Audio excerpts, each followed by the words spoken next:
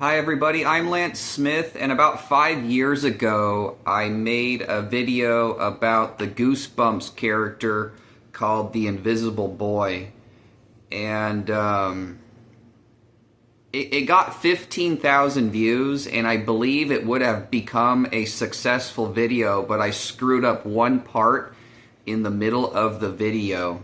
When I had my Invisible Boy clown paint on, I was telling everybody, I said in life, what I was trying to say with the clown paint on, I was simply trying to say, say no to pornography because it makes everything in life better. And I think when I made the video, I said something, say no to pornography because it makes porn better. I think I said something like that, and it screwed up the entire video. So I'm making this Invisible Boy video to redeem that video. So in the middle of that video, what I was trying to say is, yeah, you actually want to say no to pornography because it does make life better. Meaning, in the video I was saying, if you go out to the park, you can see colors and people better, and you can see the scenery better. When it comes to pornography, that's something that you only want to enjoy by yourself with one boyfriend or girlfriend or one wife or one husband alone. Okay, life is better if you leave porno and pornography and nudity alone together with one boyfriend or girlfriend or one husband and one wife. So 5 years ago when I made that video, it probably would have gotten more than 15,000 views. But in the middle of it, I said something really stupid like say no to pornography because it makes porno better.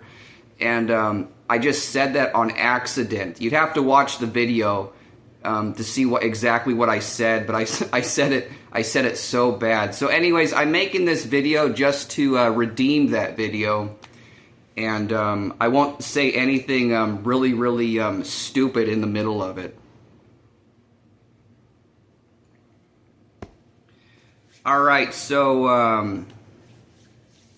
I'm doing an R.L. Stine Goosebumps, the Invisible Boy video right now. Most people enjoy Goosebumps, including me. Right now I've got some white clown paint and some black clown paint.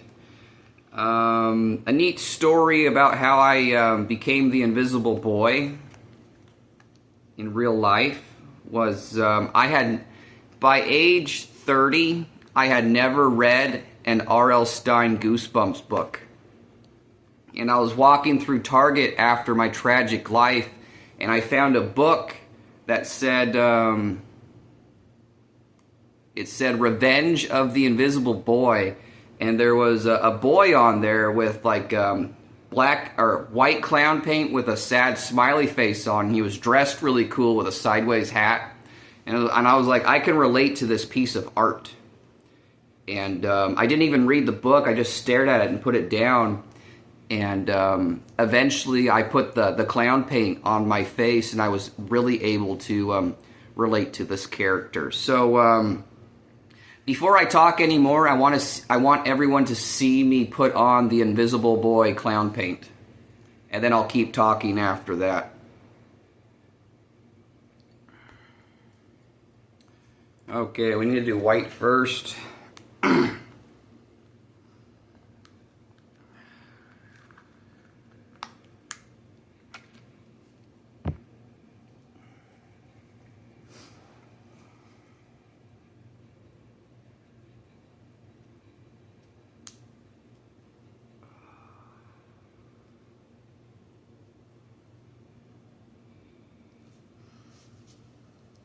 Clown paint.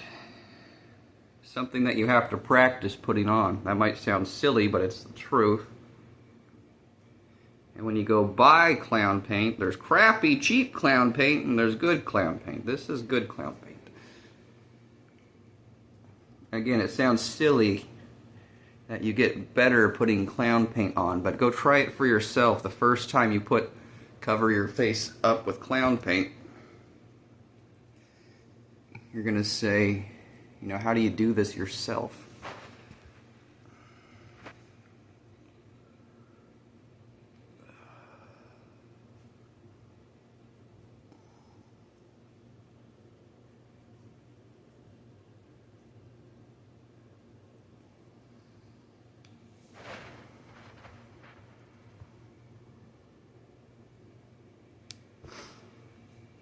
The first clown paint I put on was of the Joker from Batman. And it's because I went through a really, really painful, weird story like the Joker did. So I do have my own Joker paint. This is the Invisible Boy paint. This is only the second time that I'm going to be doing the Invisible Boy. And I'm going to do it better this time.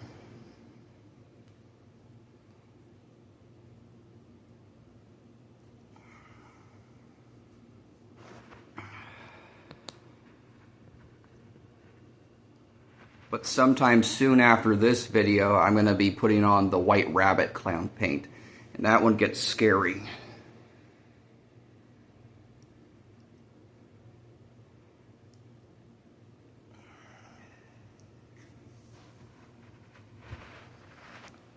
There's a lot of jerks out there that are into scary, that are doing illegal crap to my YouTube and my Facebook, and it's kind of like, you guys want to see something scary? Let me put on the White Rabbit clown paint.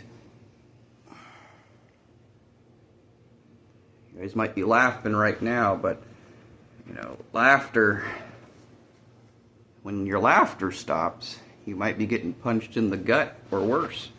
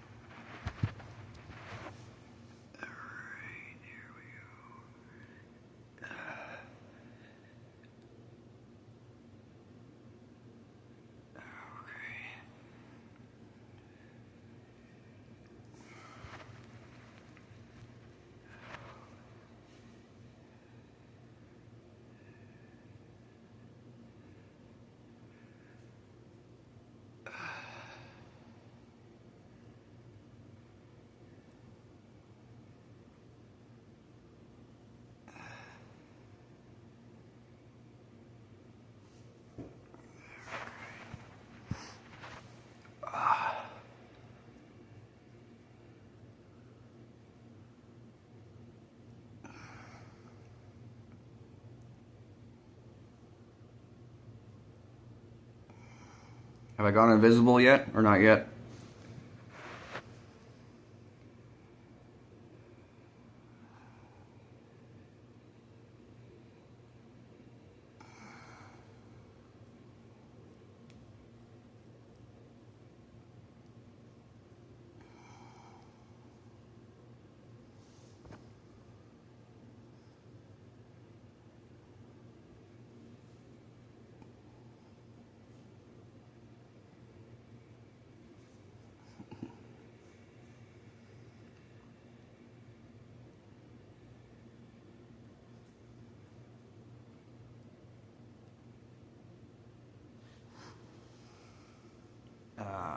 Let me see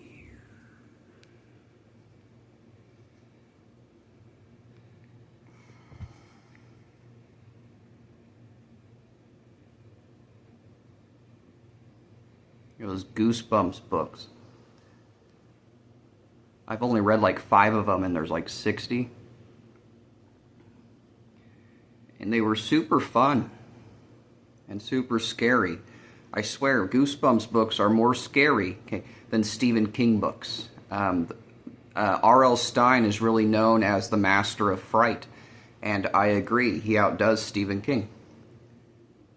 It's the end of those books. He really knows how to sucker you into a happy ending, and then like the last 5 pages is like a happy ending, And then, like, all of a sudden, the last two sentences is, like, the scariest thing that you've ever read. It gives, the last sentence of the book will give you goosebumps and make you throw the book against the wall.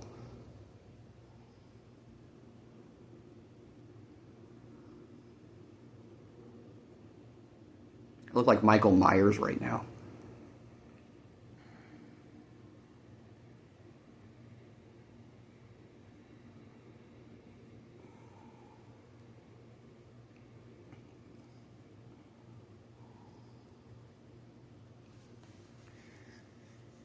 I normally cover up my neck, but maybe I won't do that this time.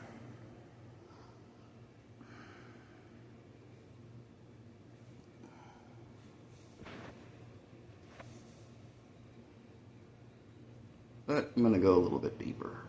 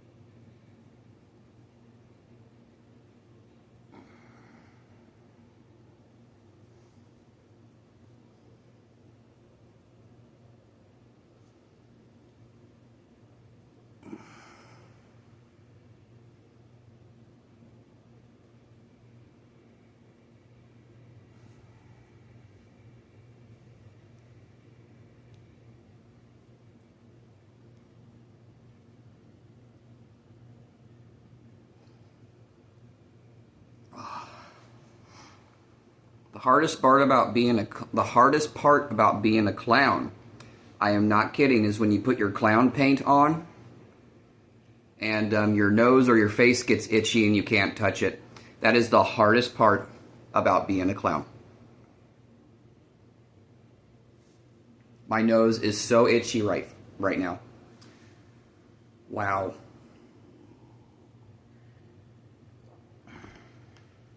Have I gone invisible yet? I shouldn't have. I haven't put the black on yet. Oh! Oh, my nose is itchy. Whoa. Whoa. Itchy nose, everybody. This is not good. Damn it. Oh, son of a bitch. Itchy nose. Oh. I can't go on right now. I need to wipe this white off so I can switch to black. Okay. I'm using my, oh, itchy nose!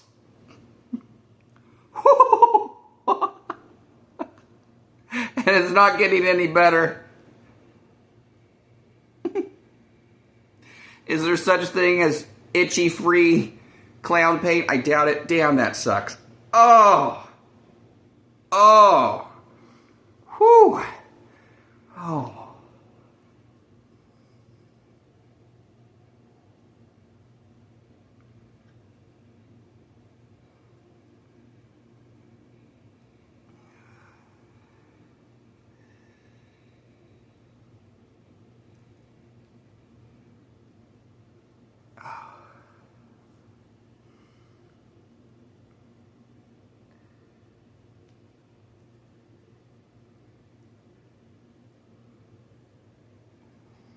But yeah, there's lots of different ways to do clowns. The clown face that I'm getting ready to do, it's a sad clown, but it's actually a fun clown. I kind of keep it secret, so it's sad, but it's fun, so that must be why it's scary. But, you know, some people are really into scary clowns.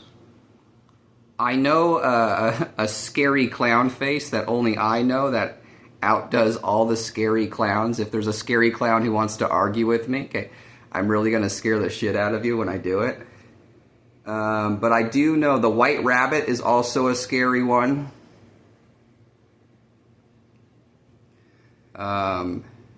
Pennywise actually isn't a scary clown paint. You guys get that character really, really wrong.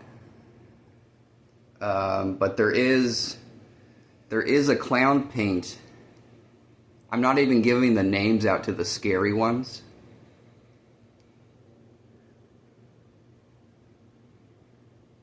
But there's one that I know that will always outdo everybody. If you guys want to disagree with me, it's really going to make you shit your pants.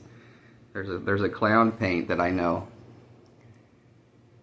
I believe people have seen it pop up every once in a while in movies, but you see it, and it's always behind the main character, and they don't let that character even talk.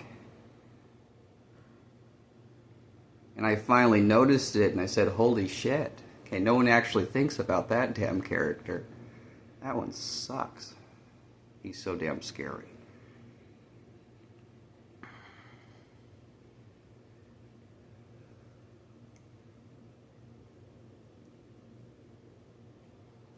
Oh yeah, scary. I'm someone in life who really didn't want anything, and it kind of gave me everything. Make good choices, and life says, well, here, because you made good choices, go out and be scary. Because you've made good choices, get a good night's sleep. A lot of people, I mean, there's that saying, be careful what you wish for. Some people, I just want to be scary. Well, why do you want to be scary? If the reason you want to be scary is a bad reason, then you're not going to be scary. Did you guys hear that? I just want to be scary. Okay. Well, if the reason you want to be scary is a bad reason, okay, you're never gonna be scary because there's people like me in life.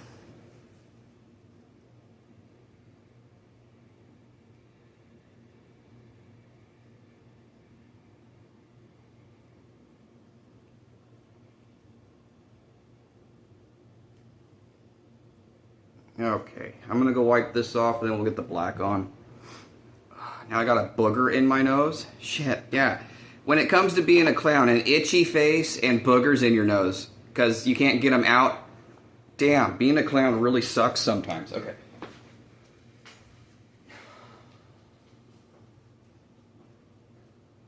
God damn it.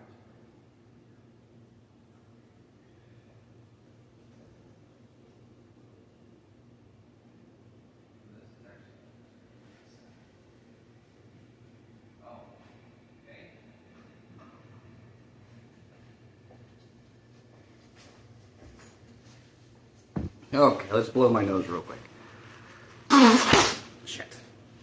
There, I just ruined all my fucking clown paint. Okay. Oh. Boogers and itchy nose, that's what sucks about being a clown. Great. Fuck. Do I do a Pennywise clown good? Oh, you guys better believe it. Do you guys know that the latest Pennywise movies that came out and you see his face all over the place with the red that goes like this? That's not even Pennywise clown paint. That's not it clown paint. That's actually Pound Foolish clown paint. It's not Pennywise, it's the devil Pound Foolish. Yeah, so you guys are going like, they made a new Pennywise movie, but it wasn't even Pennywise. You guys changed the clown paint and fucked it up.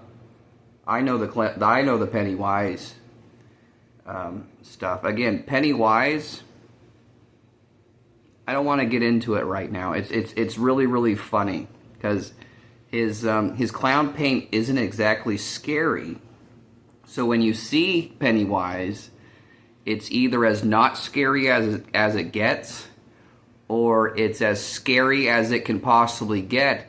And what it does is it makes you see the dead lights. So seeing the dead lights means that you scared someone as bad as you can possibly scare them. So no one's able to scare people worse than Pennywise, because it's funny. If you see his clown paint in one spot, you tell him, ha ha, you're Pennywise and the It Clown and you're right here. And then when you see him in another spot, it's the last place you want to see him. And it scares you so bad that you see the dead lights. And I think there's a heroic thing about making people see the dead lights.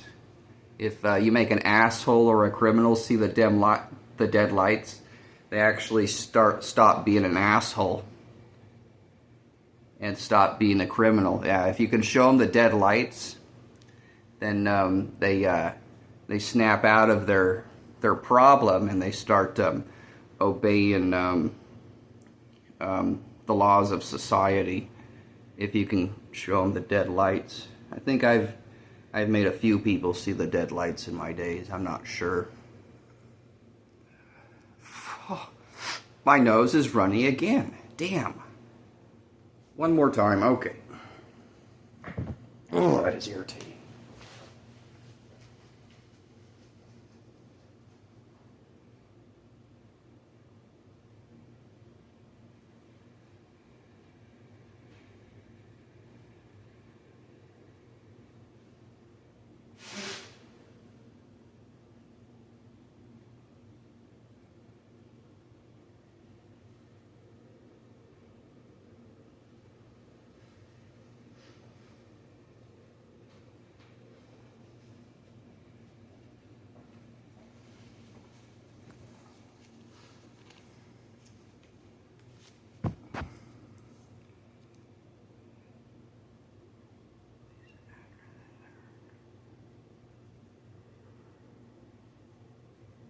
Okay.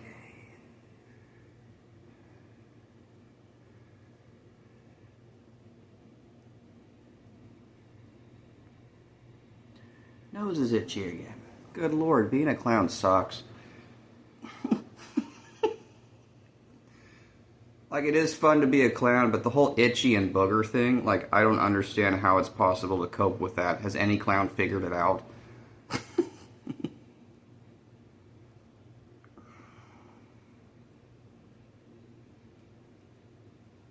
But yeah, when I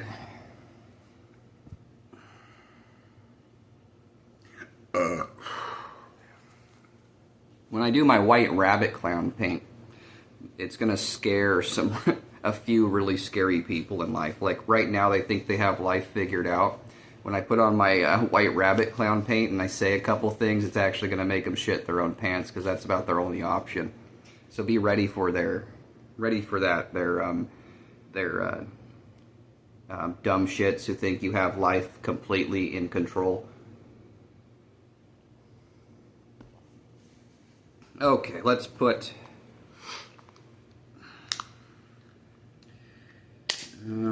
so yeah, we're trying for Invisible Boy, and I got this idea from the cover of the book called Revenge of the Invisible Boy, and I haven't read that one yet. Okay.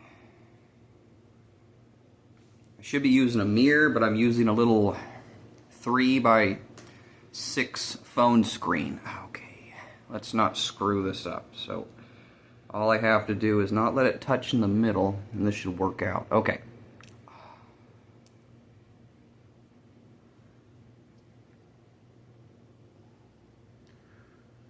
Okay. Looking Beetlejuice. Beetlejuice. That's another one of those characters that I wanted to be in life that nobody else wanted to be. Why would you not want to be Beetlejuice? That character is so funny. The name is so funny. Beetlejuice.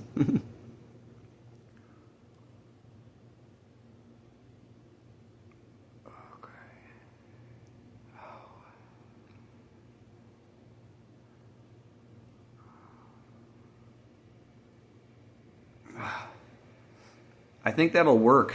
Totally looking Beetlejuice right now. I'm loving it, you guys. Yeah. You know, you like spend hours in the mirror putting your makeup on, and then Beetlejuice, he just paints his face white and puts some black eyes and goes, "Oh, There we go, looking Beetlejuice. This is what's gonna take down all the girls and get respect from all the boys. Beetlejuice, Beetlejuice, Beetlejuice.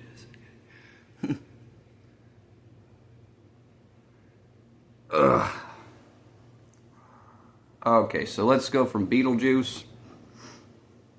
Or what would you call this? Alice Cooper?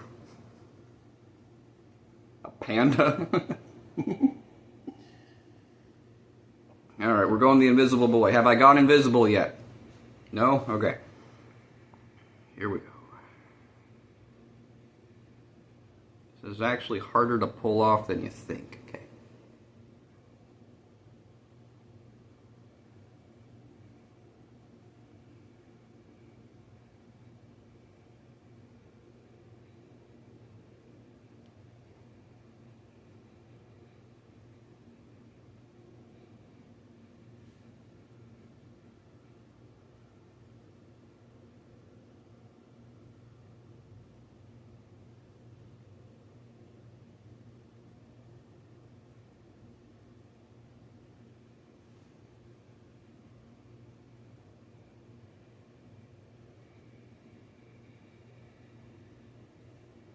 Should I leave this as the Invisible Boy? I'm still seeing Beetlejuice.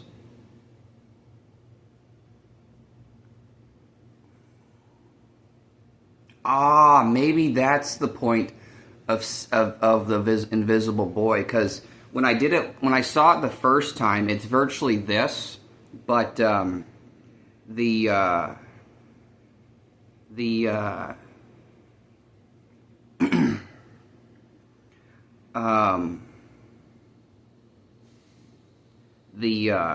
okay, it's virtually like this, but they have black on the outside.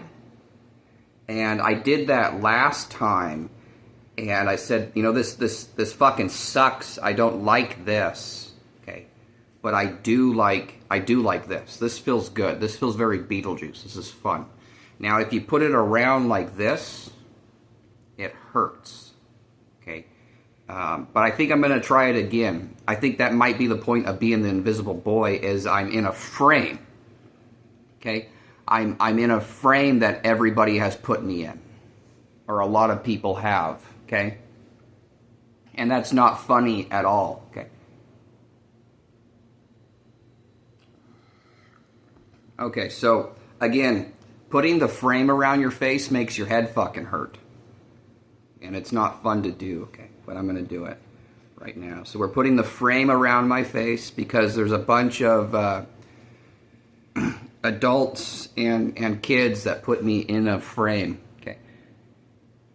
So let's put the frame around my face.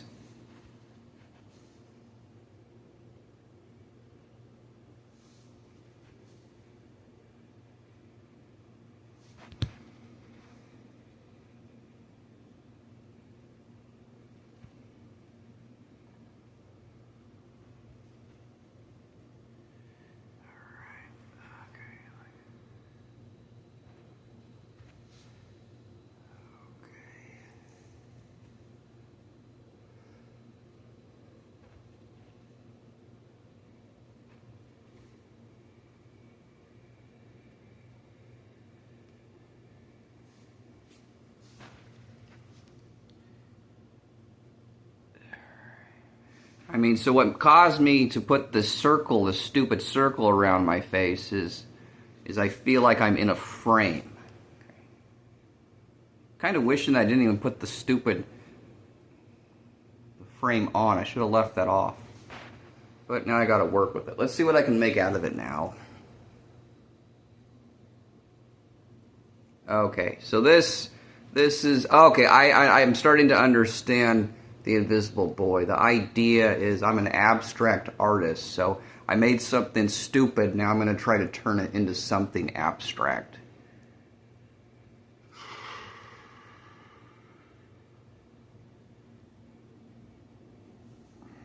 Yeah, how do you go abstract from this? I don't think I can fix it. So I have to work with it.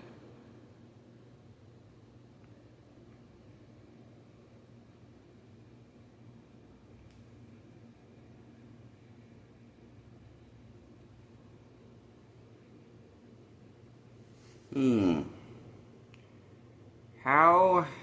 My mind's trying to think, how do I make something out of this?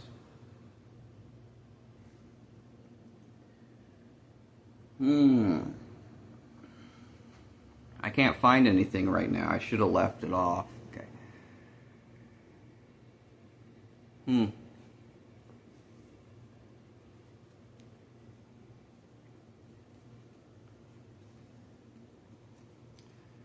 Darn it.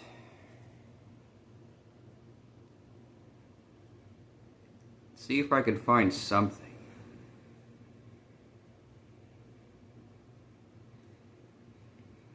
I'm not finding anything right now.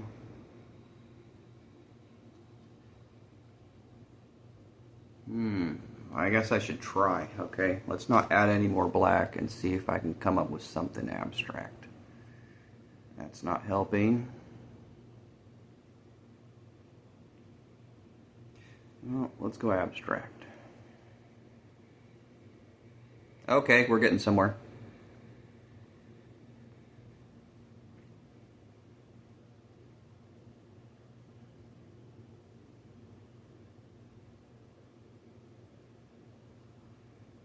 Okay, we're making something out of it. I'm not minding this so much. Have we got something abstract yet? Yeah, that is abstract. Okay, yeah, there. There. I believe I just went invisible. Yep, I'm going to leave it at that. Okay. The Invisible Boy, ladies and gentlemen, the Goosebumps character in real life. You have all found me. Okay. We got 31 minutes deep in this video. I got up to 2 hours, so I'm going to say some stuff. Yeah. Okay, yeah, there we go.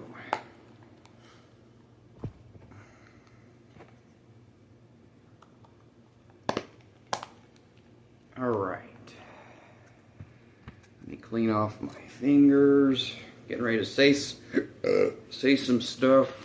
Yeah, I just went from Beetlejuice to Al. I don't want to see that to the Invisible Boy. Yeah, so the idea is, I guess the Invisible Boy is being able to turn something that hurts to look at into something that doesn't hurt to look at. That's the point of abstract art.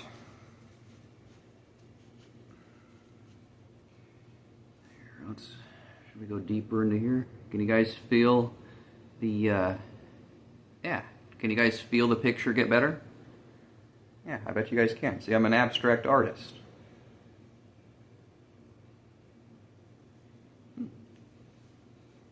Not so bad, that's kind of cool.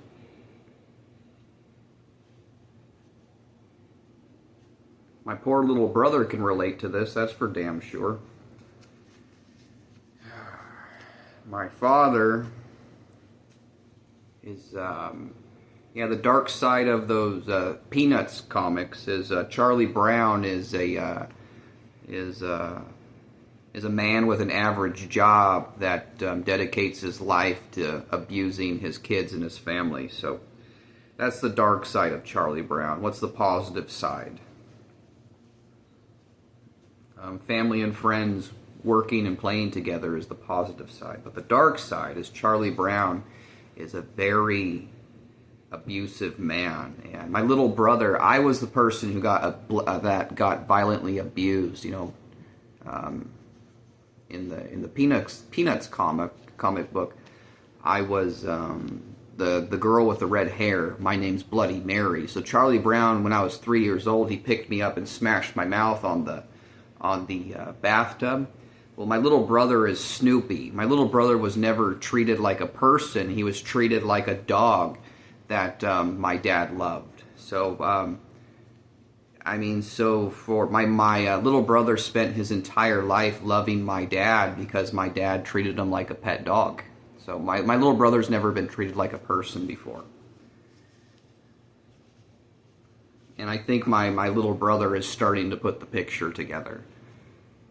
Yeah, I think my little brother wants to kill my dad more than I do. I want to kill David Keene. the criminal payee that I'm connected to right now. Yeah. So, okay, what am I doing? I'm getting ready to say some stuff. Just a sec.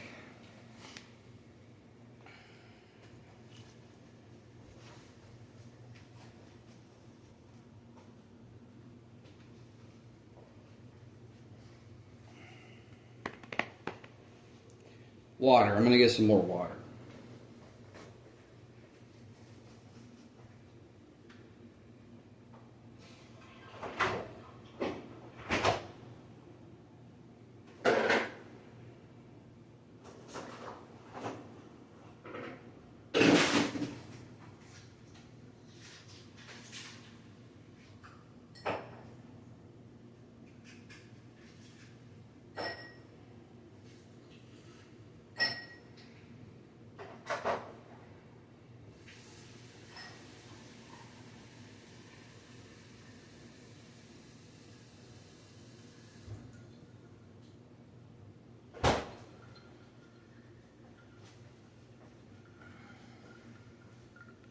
Okay, we've 36 minutes. I'm going to try to keep this at an hour and 30 minutes. So I've got about an hour to talk. I got a lot to say. Let's put my hat on. Actually, do I have any other hats? No, this is the only one that's going to work right now. Maybe. Or I could go abstract there. I don't think I want to. I almost want to leave the hat off and wear it like this.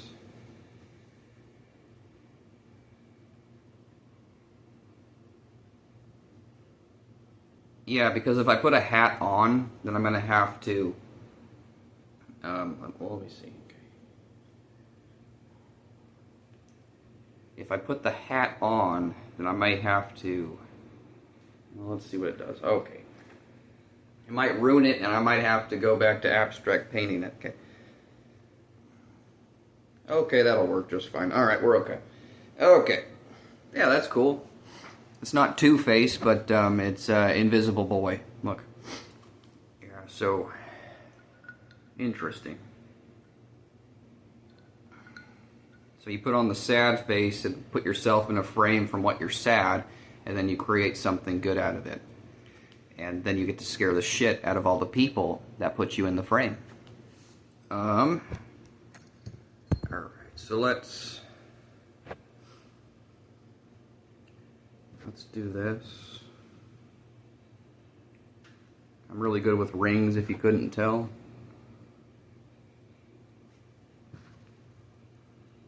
I bet no one could come close to guessing how much value is in my rings. What's the correct value of all these? I got 5 of them on. Need to put my necklaces on.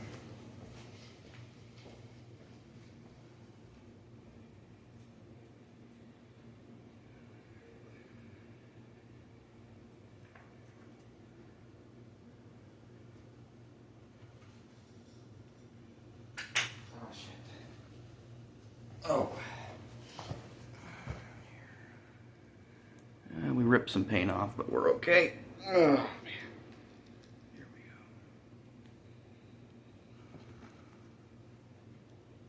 we go. Oh. Alright, I got about an hour to talk. So, let's see here. I haven't read Revenge of the Invisible Boy yet.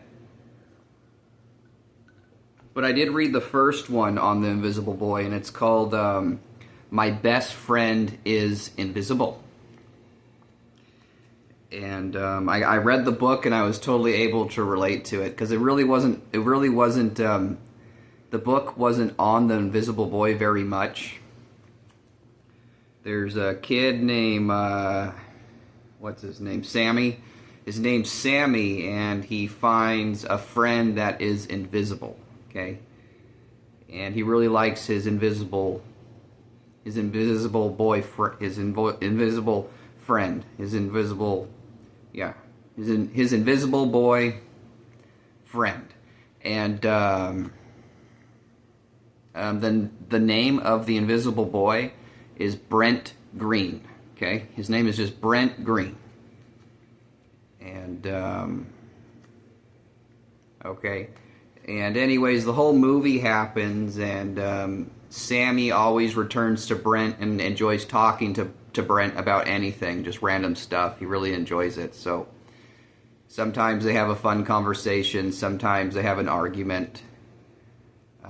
Sometimes Sammy just falls apart. But either way, it doesn't matter how Sammy acts. He always enjoys his invisible friend. Yeah, the Invisible Boy, Brent Green. And he has a girlfriend that he likes to try to show his invisible boy or his invisible friend to, but his girlfriend can never see her.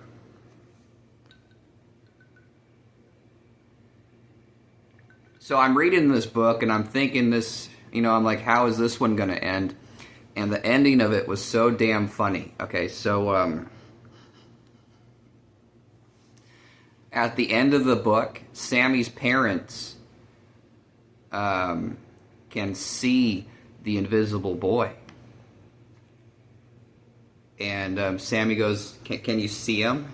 And they go, yes. You see, Sammy, what you have found here is called a human. And Sammy is actually an alien, and his parents are two aliens too. And Sammy says, well, I still like my human friend. Can I keep him as a pet? And Sammy's parents say, no, you can't keep your human as a pet.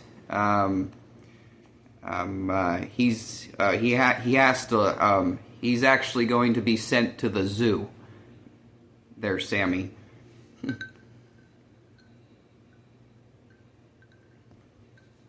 And I can totally relate to that.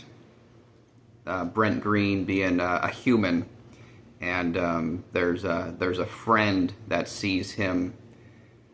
He has a friend that's an alien that sees that no one can actually see, and then he wants to keep the human as a pet. And then his parents say, well, he's actually going to be taken to the zoo, Sammy, and you can't have the human as a pet.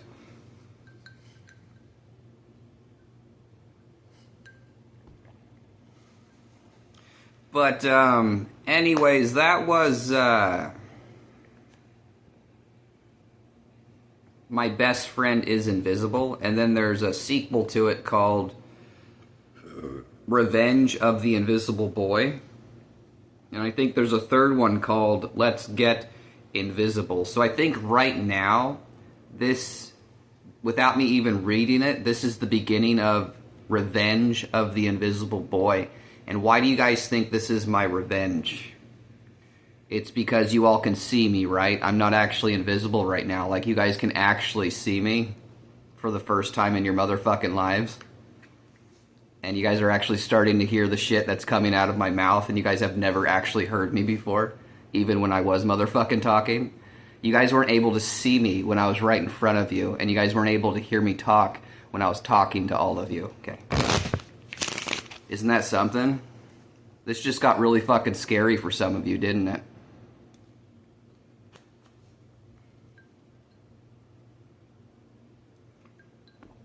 I know how to do the invisible boy so everybody sees me now. The White Rabbit gets scarier than this, and Pennywise is more. What would Pennywise be? The It Clown is more, in my opinion, the It Clown's funny and fun, but he can get scary. But I do know two other clown ones. Okay, the White Rabbit is terrifying. There's one that goes scarier than the White Rabbit, but there's one that destroys everything. All of them. If all these scary clowns are saying, I don't believe it, okay, holy shit. It kind of inside outs all scary clowns. Like, you wouldn't have think about this one. It goes, that's simple, but I never thought of it that fucking way. Well, I'm sorry there, buddy. Yeah. This clown paint that I discovered is so scary that Satan is gonna go cry in the bushes. And you're still saying dream on, right? Oh yeah, do not underestimate the power of Satan. But I don't, and Satan hasn't revealed himself right now because he's in a pinch, and he's afraid of his own power against himself.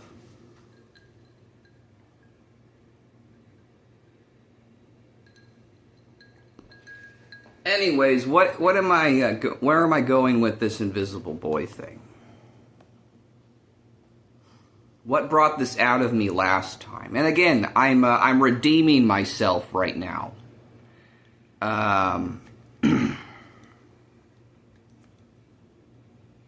Last time I put this paint on, and I believe it got everybody's attention. And in the middle of it, I was simply trying to say, always say no. Always say no to pornography in life because it makes life better. Okay, if you go to the park, you can see colors and flowers and trees better. You can see your girlfriend or your husband or your wife or your boyfriend better. You can enjoy the food better.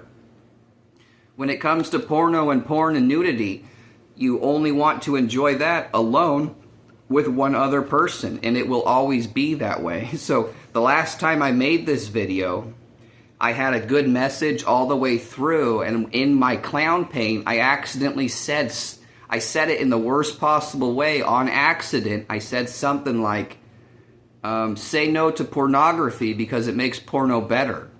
And it was something like that, and because I said that, I believe it got a bunch of people mad at me, and they didn't hear the rest of the message. All they saw was, this clown paint is cool, and then in the middle of it, he encourages you to he encourages you to watch pornography. And I wasn't encouraging anybody to watch pornography. I just said that incorrectly. You guys see what I'm saying? So I made this video to redeem myself.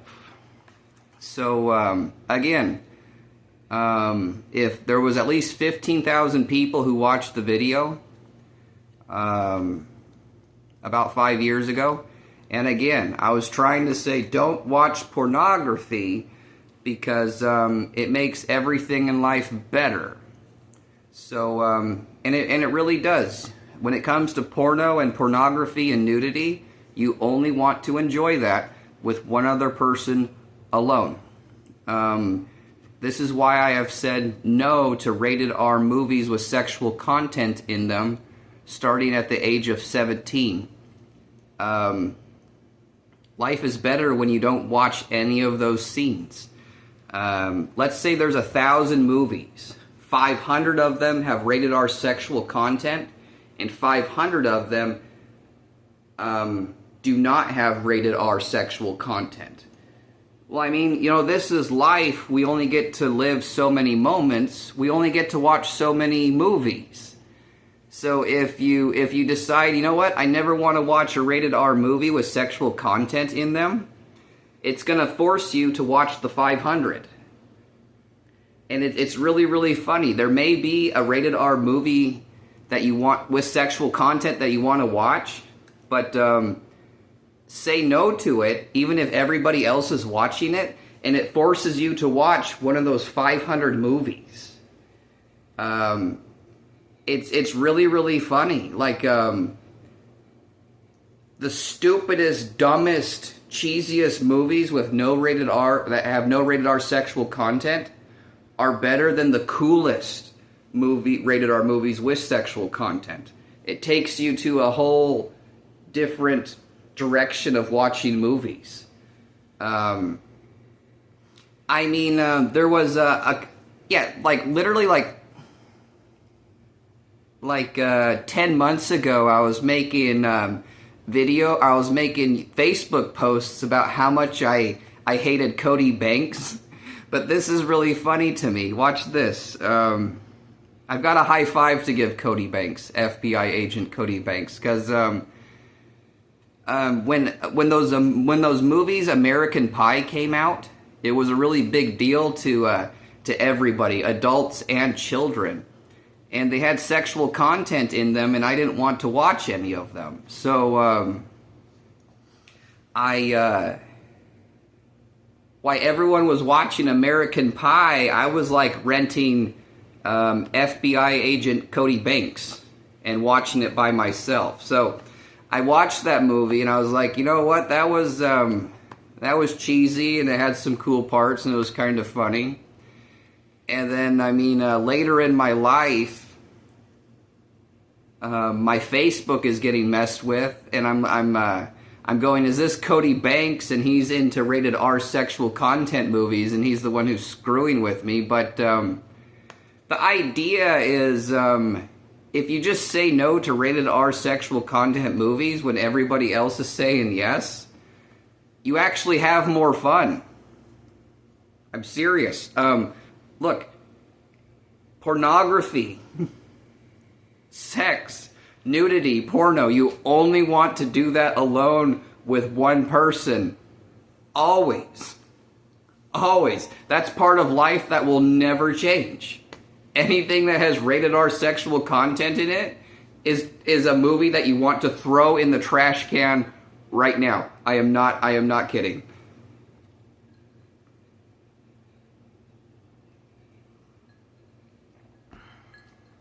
But yeah, I've watched lots of rated R movies that have violence and gore. You know, I can handle all that crap. I've actually told people that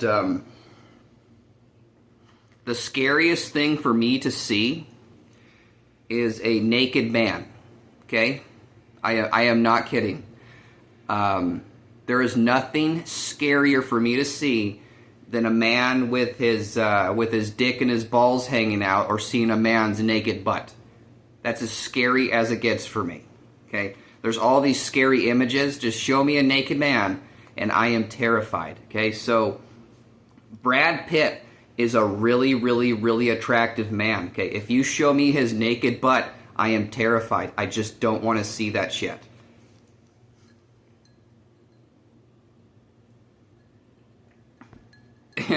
And my friends, when, you know, starting in middle school and high school, they would say, Lance can't handle watching sex scenes in rated R movies. I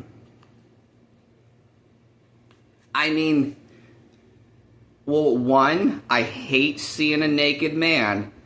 Two, okay, now watch. If you are seeing a naked girl, okay, I don't want to see a man in the picture. Okay, if you're seeing a movie and there's a naked woman and you're a man, if you're a man watching a movie, there's a naked woman, you don't want to see a man standing next to her. You don't want to see her in it. Okay? Not just that. Let's say you're watching a movie and there's a naked woman. Okay?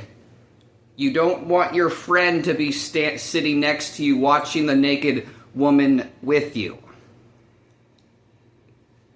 Look, seriously, I don't want to have a boner with my friend having a boner sitting next to me. Good God.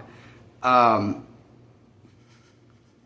you guys see what I'm saying? So yes, as scary as it gets is seeing a naked man or hearing a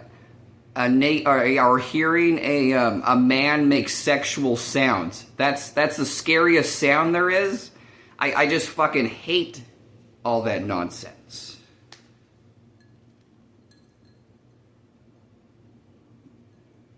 Yeah, a naked man with a boner making sex noises. That's as revolting and scary as a sound can get. And just seeing a naked man is as scary as it gets. So there's all these scary images, and none of it bothers me except for seeing a naked man and hearing a naked man make sex noises. So a naked girl doesn't bother me, and a naked girl making sex sounds doesn't bother me, but the naked man does, and the naked man sounds do. Which is why you want to say no to all pornography, all porn, all nudity, unless you're alone with one other person.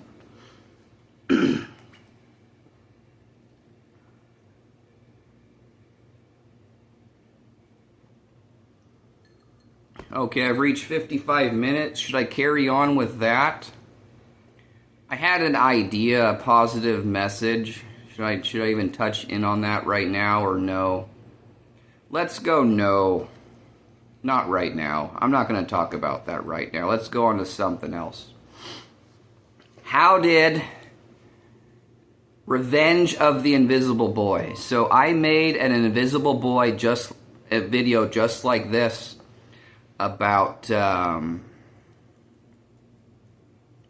years ago, and 15,000 people saw it.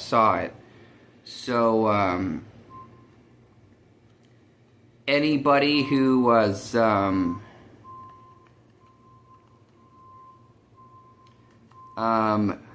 was talking about me incorrectly, this is my revenge, is explaining this. What made that video last time, okay? I had an ex-girlfriend about 5 years before, okay, and her name was Jennifer Bonnaroo, and she left me and got engaged to a man named Danny Rowe, and then she broke up with that guy and got engaged to a guy named Jaron Pendleton. Meanwhile, Jennifer had done some illegal things to me, and I thought she did these illegal things to me because she was an innocent girl who was being who was caught up, who was being like, what's the word I'm looking for? She was being,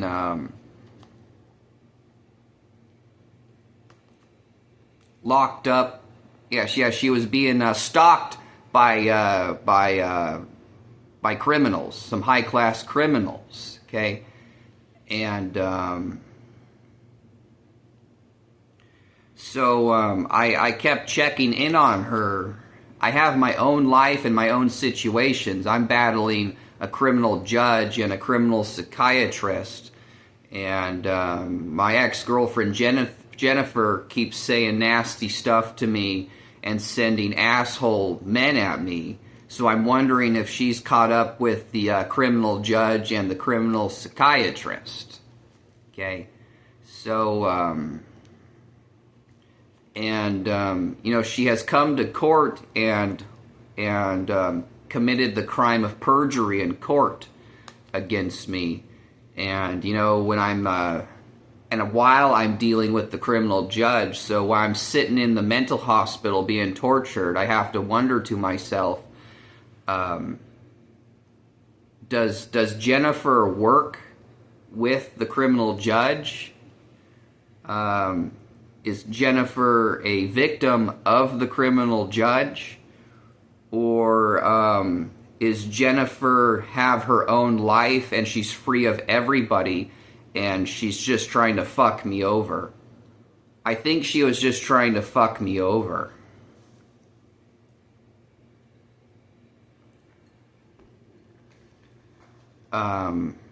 Because she's done a bunch of nasty ass shit to me.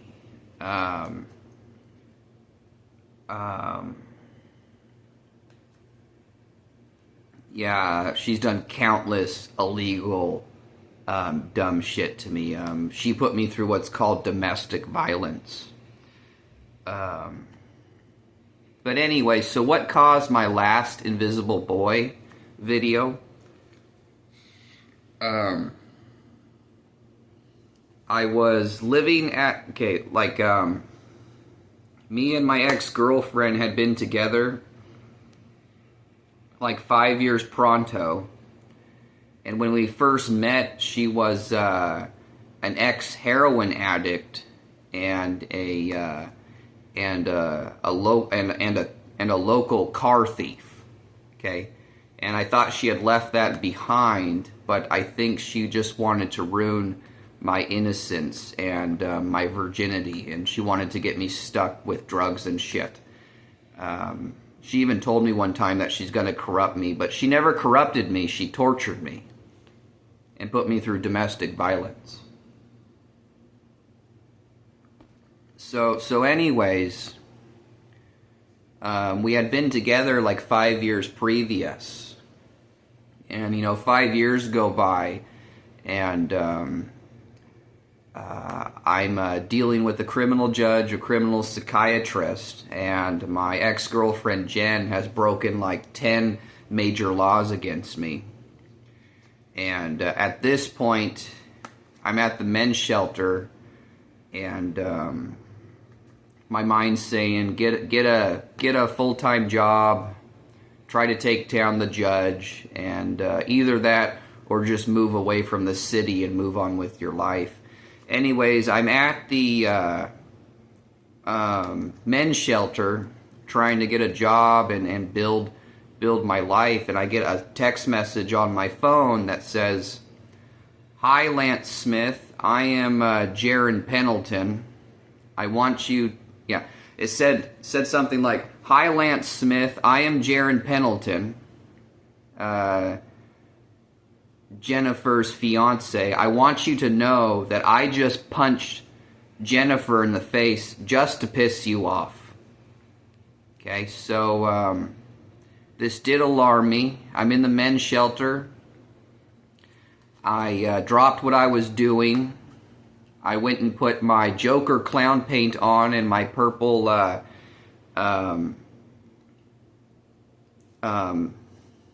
button-up shirt on, and I went and showed this text message to a police station. They said, "There's nothing we can do for you."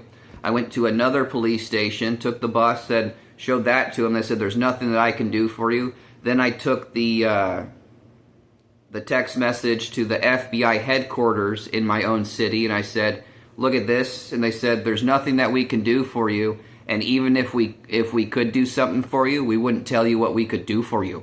Okay. Okay, so, yeah, the Tri-Cities, the police, and the FBI have just gone, what would you say they've gone? They aren't obeying their own laws and policies. They're just acting like, what would you say? Bad apples and rotten booger nerds and shit.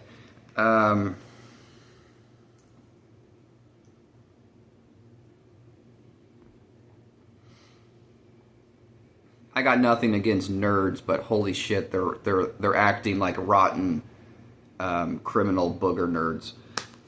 That's what the police and FBI agents are doing in Tri-Cities. But anyways,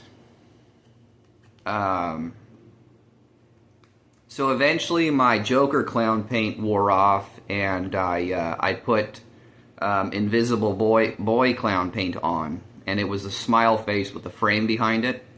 And I went to the skate park where I charged my phone, and I decided to make a video. So the idea was, all this shit has happened. I didn't know if my ex-girlfriend Jennifer was being locked in a dungeon and Jaron was torturing her. So I decided to make this video to help find my girlfriend Jennifer. And that video I made about 5 years ago got about 15,000 views. In the video, I told everybody, set up a street fight, me versus Jaron Pendleton, because this text message has happened. But in the middle of that video, I accidentally made that negative pornography comment on accident, so I believe that's the only thing in the video that everybody heard.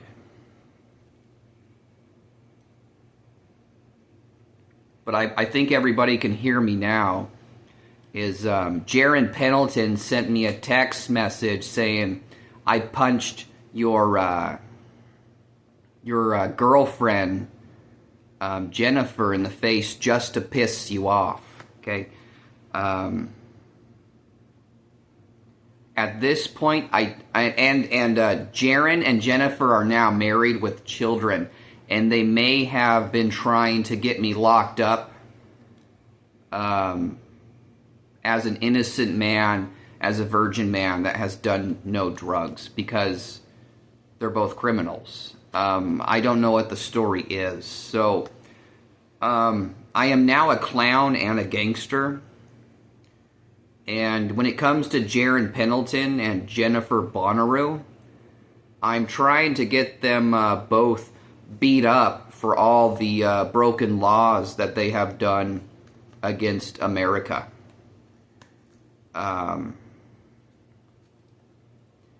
Yeah, because my mind started adding up, all this shit that Jennifer did to me.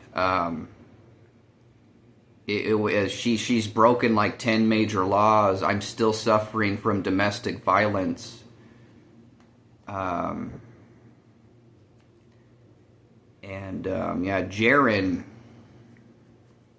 what in the hell was that situation all about from both of them?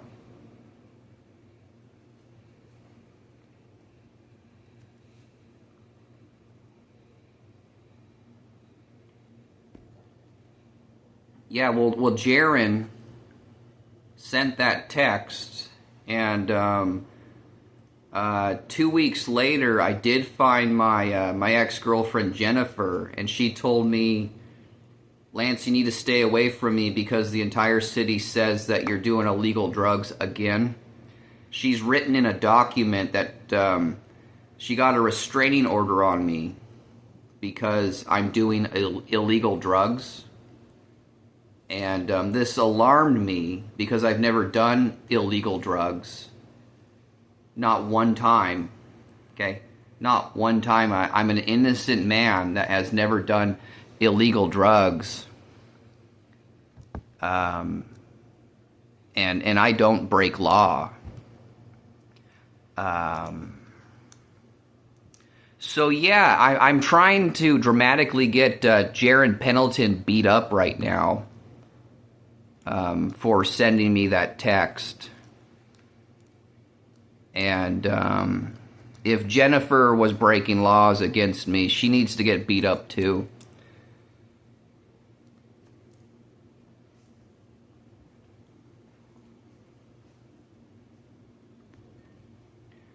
As for my criminal judges and psychiatrists, they're facing life in prison, if not worse.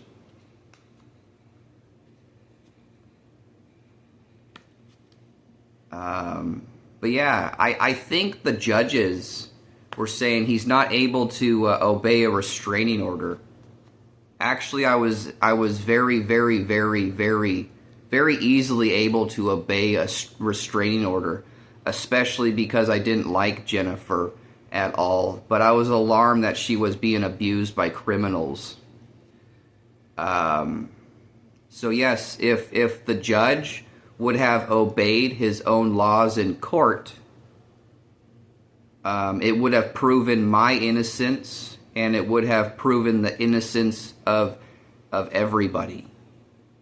Again, I read a book in jail that was about an innocent man being held in jail, and if the judge gave him a simple, speedy trial, then his lawsuit would be so big that he would be declared a dictator. So the judge tortured him instead. And I believe the judge is turning around and telling everybody he's not able to obey a restraining order. That is his that's his reason for holding him illegally in a jail cell. And again, it's very easy for me to obey any laws. I believe, I mean, what we need right now is a court hearing about my entire situation in Tri-Cities. So when you guys want to set it up, please set it up. I know the judge and the psychiatrist, you know, they're getting anywhere from 5 years to life, to the death sentence for everything they did to me. Jennifer, she might be getting anywhere from 0 years to 14 years in jail. Jaron Pendleton's getting at least 1 year. But yeah, I was in a frame the entire time as an innocent man. I am now a clown and a gangster. And again, my white rabbit clown paint is gonna start getting scary.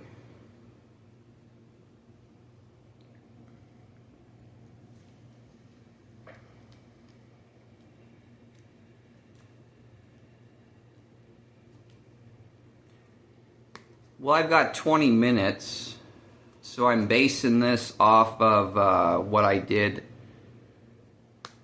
I'm making this video to redeem myself from the video I made about 5 years ago. I got about 20 minutes left.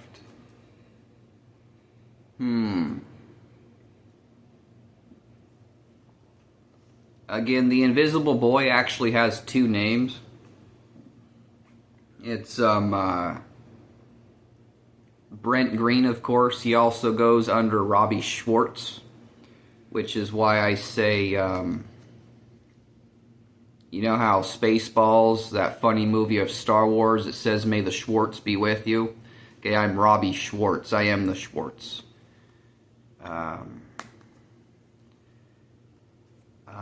Because people like stupid videos like this. This is why I am the Shorts, or the Force.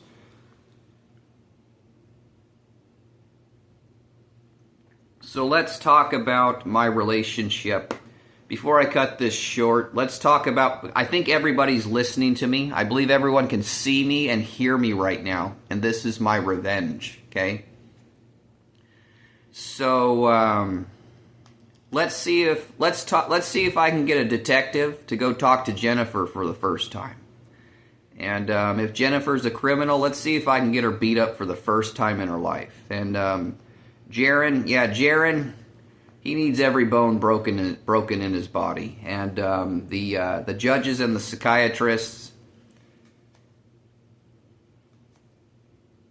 that was I'm waiting for everyone to stop being brainwashed and to just put them in the jail cell for the rest of their lives. Okay, so let's talk about my relationship with Jennifer.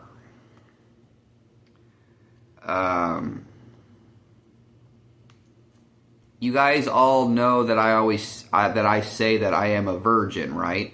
Okay, so yep, let's talk about Lance Smith and Jennifer Bonnaroo. Everybody thinks that I'm obsessed with a girl named Jennifer Bonnaroo. At least that I was.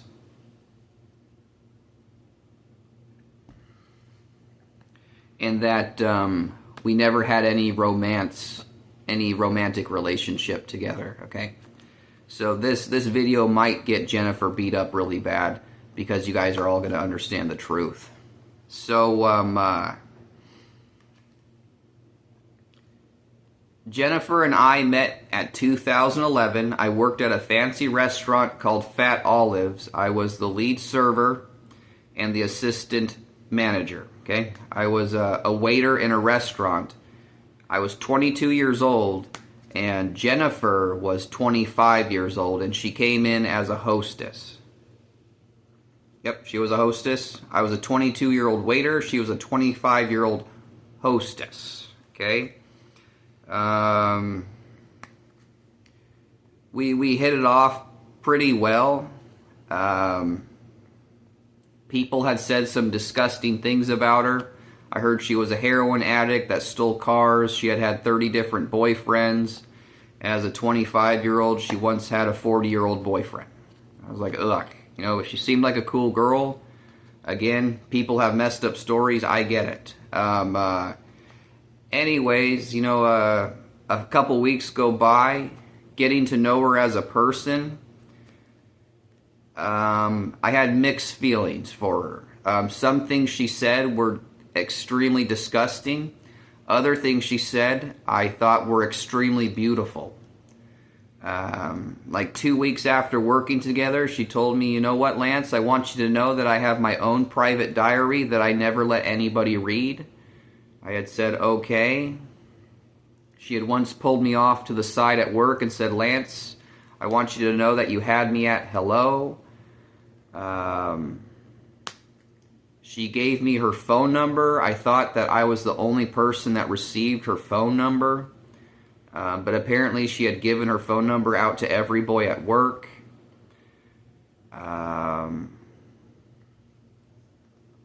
Let's see here.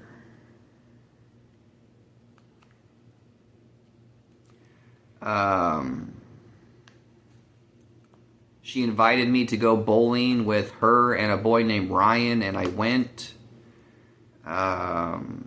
A girl that came with us said that she did heroin in the bathroom when we were bowling. I don't think that was true. I think that girl was just trying to keep me and Jennifer from having a good relationship. Anyways, eventually, I used to have big parties at my house every once in a while. But Jennifer came over one night when I was just hanging out with my mom and my dad. And I was sitting around a bonfire drinking a beer. And, I had just gotten done drinking like 4 or 5 beers. And Jennifer came over late at night and hung out with me, my mom, and my dad around a bonfire. And after my parents left, I kissed Jen next to the bonfire. Then she went and jumped on my trampoline that I used to practice wakeboarding tricks on. And after she got off the trampoline, we went into my room, and we had very short, pathetic, naked sex. I blew 2 loads into her vagina without a condom on. And while having sex with her, all I could think about was this fat cook that I work with named Ryan humping her. And so we did have sex, and I still tell people that I'm a virgin because A, I was drunk, and B, it didn't feel good. But I did blow 2 loads in her vagina. And as life went on, she told everybody that Lance and I never had sex. Lance and I never kissed. And there was another time that we went to the casino and we made out. We kissed in the casino and we went out to my truck and we made out. But she still tells everybody we never kissed. There was no romance between us. Anyways, after we had sex, 3 days later, I had a hallucination as a human, and I left my job because I needed psychiatric mental help because I had a hallucination, and everybody turned around and told Jennifer that I was doing illegal drugs, and then what happened after that, I got arrested by 2 criminal cops.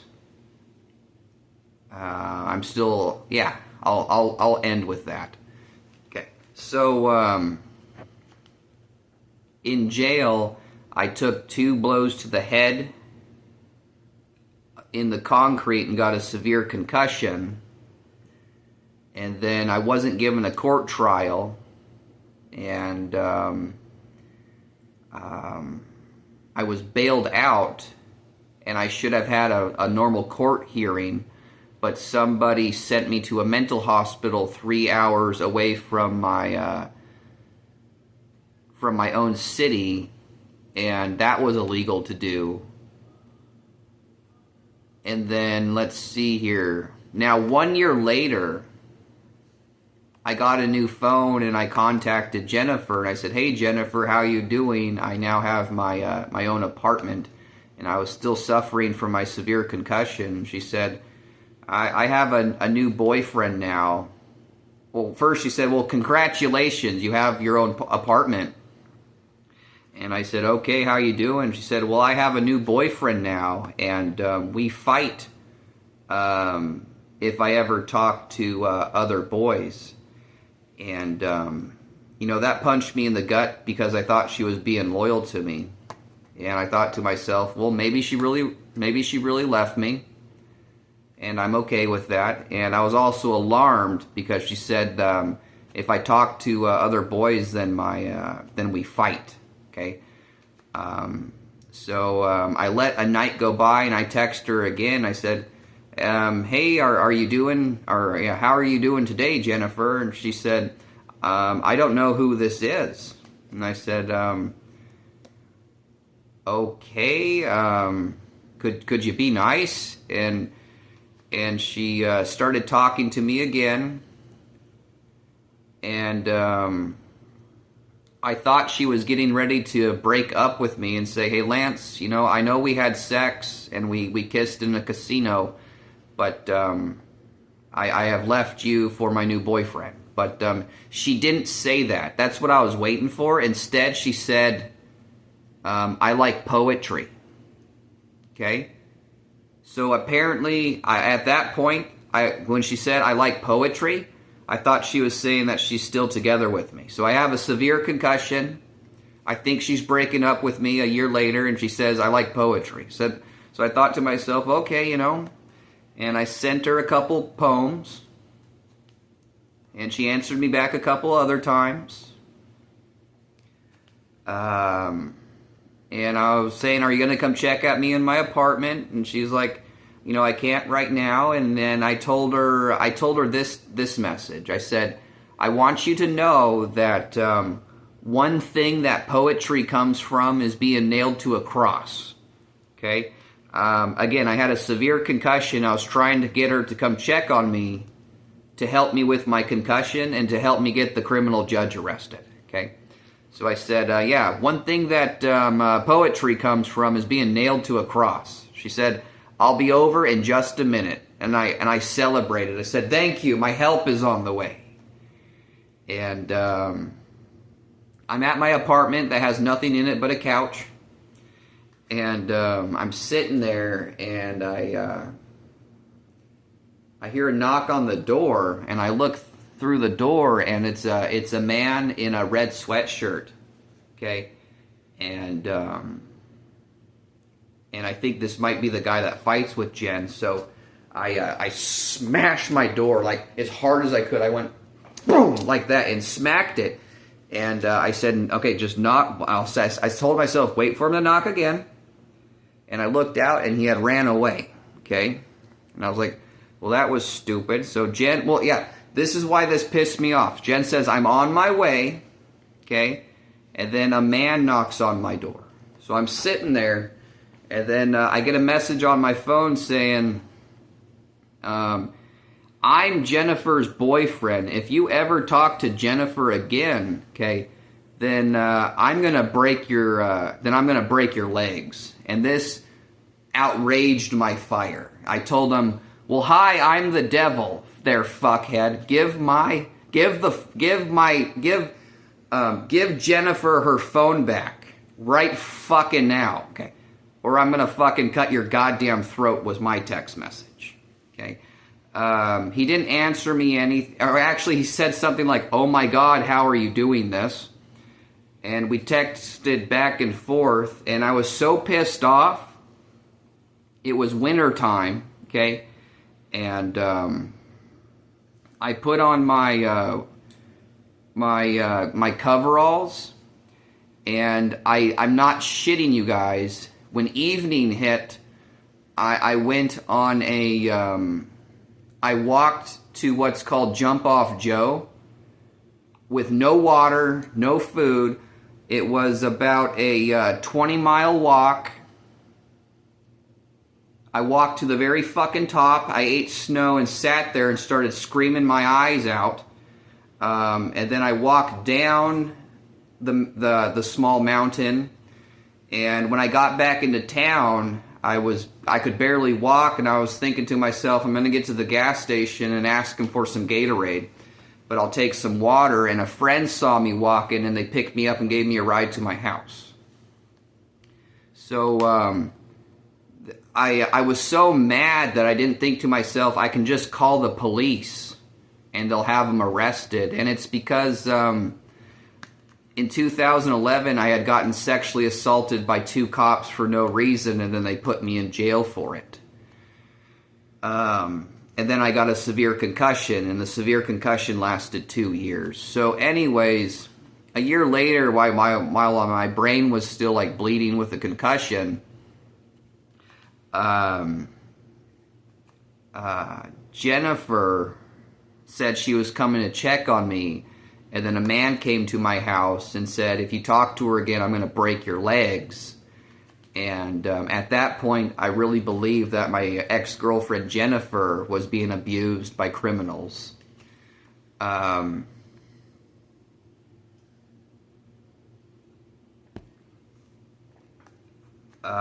I came back to my house, and I kept texting Jennifer's phone, and eventually she told me, I'm now engaged to Danny. And I thought to myself, okay, so Danny is abusing my girlfriend Jennifer. Remember, I have a severe concussion. I haven't slept in a year.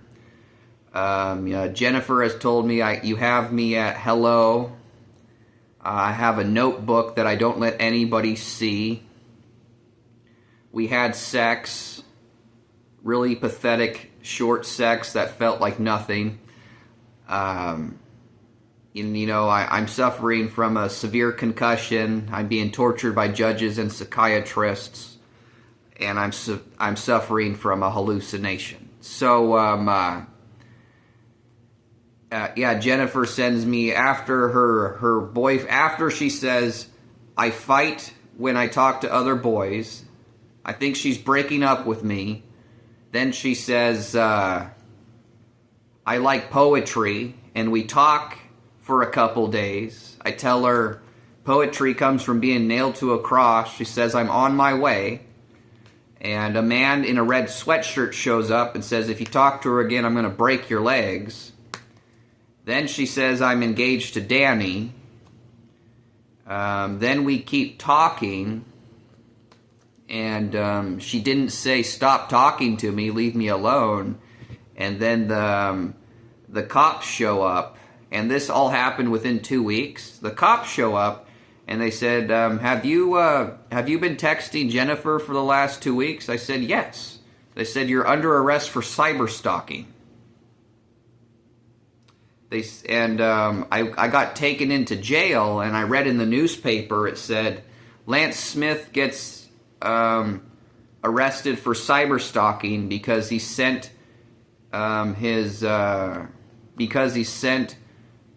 a girl that he worked with 200 unanswered texts. That wasn't the truth at all, okay? The article said he's obsessed with a woman that he used to work. They don't even know each other.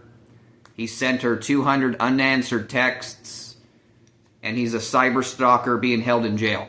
Okay, not the truth at all. So apparently.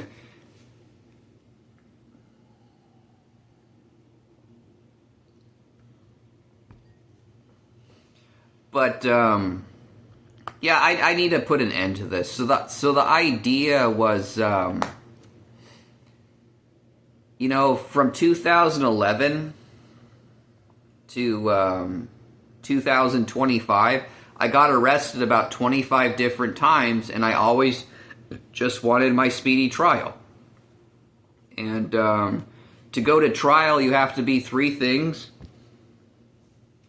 You have to be able to obey court rules, wait your turn to talk, and understand the charge against you. And I always had that. I was always competent.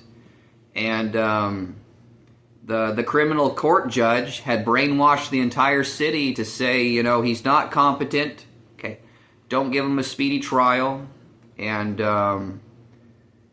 yeah, Jennifer was engaged to a boy named Danny, and eventually she was engaged to a fat man named Jaron Pendleton. And Jaron Pendleton, when I'm trying to progress my life, sent me a message saying, I punched your ex-girlfriend Jennifer in the face just to piss you off. So, and I got arrested again for that, and the criminal judge wouldn't give me a trial. And like I was saying, the trial, there was that book that I read, there's an innocent man being held in jail if they give him a trial. His lawsuit is so big, okay, quite literally over $1 billion, that the judge feels that he's going to be labeled a dictator if we just give him a common trial, a legal trial. And you know, I wouldn't be labeled a dictator. I would simply win my case. I would win a common lawsuit, and the criminal judge would go sit in jail for 5 years to life. That's as simply as it would have happened. So for 25 years, if the judges would have obeyed their own court laws, then my innocence would have been proven at any given time on any case. All of them. So so I believe this video is the kickoff to Revenge of the Invisible Boy, because all of you can see me and hear me now. And you guys were all framing me as stuff that I wasn't. And you guys all have to deal with your own problems. They're not mine. Yeah, so I believe I have redeemed myself completely.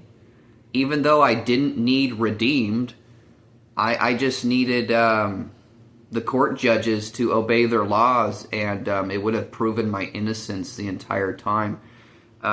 If Jennifer was being abused by criminals, it would have saved her. If she was a criminal, then she would have, the court hearing would have gotten her locked in jail. So I really don't know what Jennifer's story is. You know, she married a rotten bad apple named Jaron, so she might be a bad apple too. So I'm trying to get Jaron beat up right now because I'm a clown and a gangster.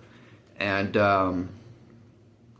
Jaron is a criminal that hasn't been punished for his crimes. So to be honest with you, I'd rather someone just go put handcuffs on Jaron and put him in jail than beat him up and throw him in a trash can. But I think everybody is finally starting to understand that I'm an innocent, smart, virgin man. And why do I call myself a virgin even though I had sex? Because I didn't experience anything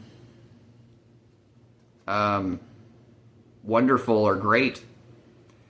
You know, we had sex for like 2 minutes, and I was drunk, and I was choking on the thought of a fat guy named Ryan humping her. And again, it didn't feel great to me at all. That's why I still call myself a virgin. If I'm incorrect, then someone please correct me, but I don't know how to express myself right now.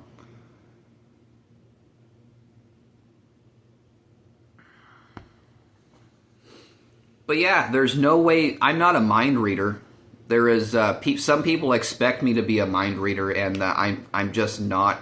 People often think that I'm a mind reader because I obey policy, law, and I treat others the way I want to be treated. People often think I'm a mind reader because I do those 3 things. I obey policy, law, and I treat others the way that I want to be treated, and people are like, he's a mind reader. I'm definitely not a mind reader, so there's no way for me to know if Jennifer is a criminal or a girl being abused. So I'm trying to get people to go investigate her to see if she's a girl being abused or if she's a criminal. But yeah, I want Jaron Pendleton locked up right now. If everyone refuses to lock him up, then I hope the company that he works for, Spectrum Internet, I hope Spectrum Internet beats the living hell out of him and throws him in a trash can. Yeah, he sent me a text message saying, "I punched your girlfriend in the face just to piss you off." And then I reported it to 2 police stations and the FBI. And then I went and sat in jail for a year and a half. Yeah, I want Jaron Pendleton in jail for at least a year and a half.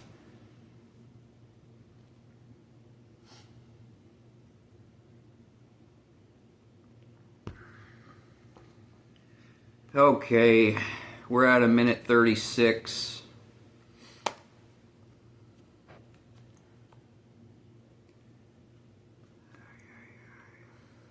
Like I wouldn't be able to direct and act an Invisible Boy Goosebumps movie. But I'm someone who does the shit in real life. Again, I'm a clown and a gangster.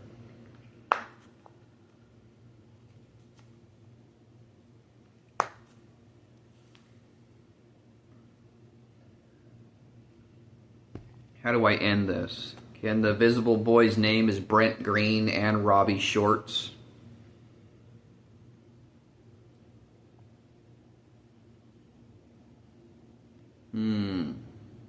I believe I have redeemed myself from the last Invisible Boy video that I made. I believe everybody can hear me and see me this time. I am a rape victim that got tortured by psychiatrists and judges for 14 years. That's how I should end this. I got it. Okay. So, again, I got arrested from 2011 to 2025. I got arrested about 25 different times. I asked for a speedy trial every time. I was never given one. I was shackled in chains and transferred 13 different times to a mental hospital where they did nothing but torture me with needles. All of my charges were dropped, and even though I was never convicted of a crime, the judges had me go talk to a DOC officer. My main DOC officer was Brady Hines, and after he was my officer for about 10 years, Brady asked me, Brady Hines is like this 400-pound man, and he goes, "What do they diagnose you with in the mental hospital anyways?" And I was like, "It really irritates me. They diagnosed me with bipolar." And he goes, "Bipolar?" He goes, "You are the last person in my life that has bipolar." He goes, "I took 2 years of psychiatry, man. You are not bipolar." So, and I was really happy that he told me that. Brady Hines, he's like a 400-pound fat man. And it's funny to me. Fat people really like me because I understand them, okay? I actually hate fat people, and that's why they like me. But, fat people are upset about being fat, so food is all they have to live for, and I understand that. So, and I'm someone who enjoys talking about food, and I understand how upset they are about being fat. So all fat people naturally like me. It's funny. So, making the most of life. Fat people hate everything about life because their body is fat. So they make the most out of food. And, I understand that, and I make the most of the situation too. And even though I hate fat people, they manage to enjoy me enough, even though they hate everybody. Anyways, so where was I going with this? I was actually going to write a book called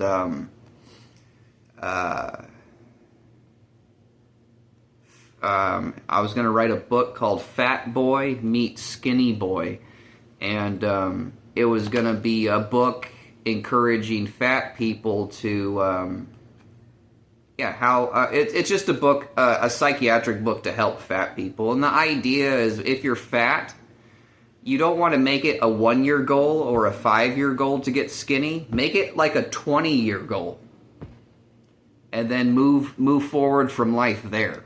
Okay, no one actually wants to be fat, so if you become fat in life, make it a 20-year goal to get skinny, and then make the most from there. But I know just how to end this, you guys. I know the perfect way to end this.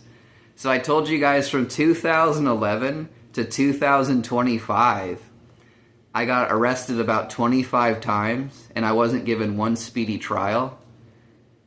Let's open up the first time I got arrested in 2011. Do you guys know what I got arrested for? It was disorderly conduct. Let's have a speedy trial, and let's bring the 2 cops that wrote the report of disorderly conduct. Let's bring them to the stand. I actually obeyed the cops, and the cop played a simple joke on me. He actually stood about 4 feet from behind me and started dry humping me. While this cop was laughing, and while I was in handcuffs, I was obeying everything perfectly. Okay, when he started dry humping me, I stood up and I said, "What are you doing?" He said, "You need to go sit over there." Now, at that point, he could have apologized to me. "Look, man, I was playing a joke. I shouldn't have done that." But instead, they wrote a false document saying he was disorderly, and that's why we are arresting him. After that, it escalated. I took 2 blows to the head and got a severe concussion. And when I got bailed out, I should have gone home and come back to my court hearing, but the judge had me sent to a mental hospital. There's a glitch right there. Okay? So, yeah, everybody, let's make this really, really, really simple. Okay? Let's have a court hearing about my disorderly conduct charge in 2011. Okay? Because I wasn't being disorderly conduct, and there's a medical record, and there's a medical record and a psychiatric record, and the judge told everybody, rather than giving me the speedy trial, he told everybody, "Lance is gravely disabled and has to take mental pills, or I'm going to put him back in the mental hospital." So, yeah, let's keep this really, really simple. Let's just obey law and policy of court of law, and let's have a speedy trial about my first arrest in 2011. Let's call up the 2 cops that wrote down that I'm disorderly conduct. Yeah, let's call up the 2 cops that sexually assaulted me. Let's call up the hospital doctor that said the CAT scan. Yeah, let's bring in the CAT scan. Let's bring in the doctor that said there's nothing wrong with him. Let's bring in the psychiatrist that said that he's mentally ill. Let's bring them all in, and I'll be a pro se attorney, and I'll have side counsel attorneys that can help me. Let's do it, you guys. You know, I'm the Invisible Boy, but I believe everybody can see and hear me now. And, you know, for the last 15 years, I've been tortured and illegally framed. I believe I've worked hard enough to earn a speedy trial, when in reality, no one has to earn a speedy trial. Everybody is given their lawful rights in America. So, anyways, yeah, let's make a speedy trial happen. Do you guys want the speedy trial to happen in my own city, or do you guys want to make the trial happen in Kennewick, Washington, where where I was arrested for the first time and held in the jailhouse next to the courthouse? Yeah, so you guys start working on it right now. That's how I'm going to end this. Is let's open up. I haven't had a speedy trial yet. In 15 years, they're supposed to happen in 60 days, 2 months. It hasn't happened in 15 years. So let's open up the trial of 2011 for my disorderly conduct charge, because I am innocent. I obeyed the cops, and then he dry humped me and tried to cover it up. So yeah, let's make a speedy trial happen. So I'm Brent Green, Robbie Shorts, the Invisible Boy, but you all can see me now and hear me now, and you're all stuck in my revenge. Revenge of the Invisible Boy. Why don't you go read the R.L. Stine Goosebumps book called Revenge of the Invisible Boy. And then read My Best Friend is Invisible, and then read Let's Get Invisible. Okay, I need to pee really, really bad. Right now, like this, I'm going to go grocery shopping. I have $103 on my EBT. Yep, I'm gonna go do some grocery shopping. So yeah, everybody, I'm ready to go to a speedy trial tomorrow. You know, it's supposed to happen in 60 days. It's been 15 years. So let's open the case up.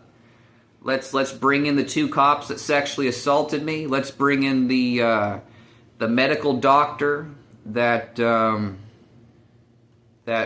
wrote false reports on me. Let's bring in the psychiatrist that wrote false reports on me. Let's bring in the judge that told everybody that Lance is gravely disabled. This is a perfect way to start.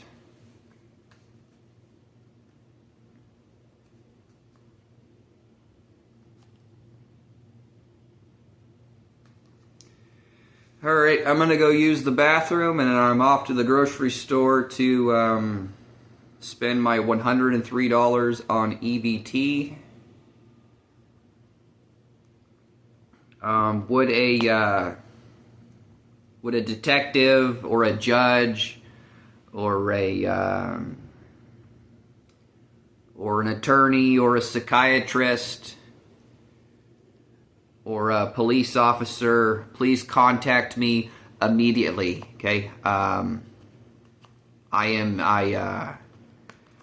everybody is shitting on me the best they can, and I've still managed to get an apartment and a place to sleep and food, even with everybody shitting on me and not giving me any help.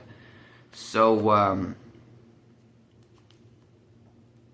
yeah, would a detective or a judge please contact me immediately? I am an innocent man that got tortured by judges and psychiatrists for 15 years. My lawsuit is over $1 billion.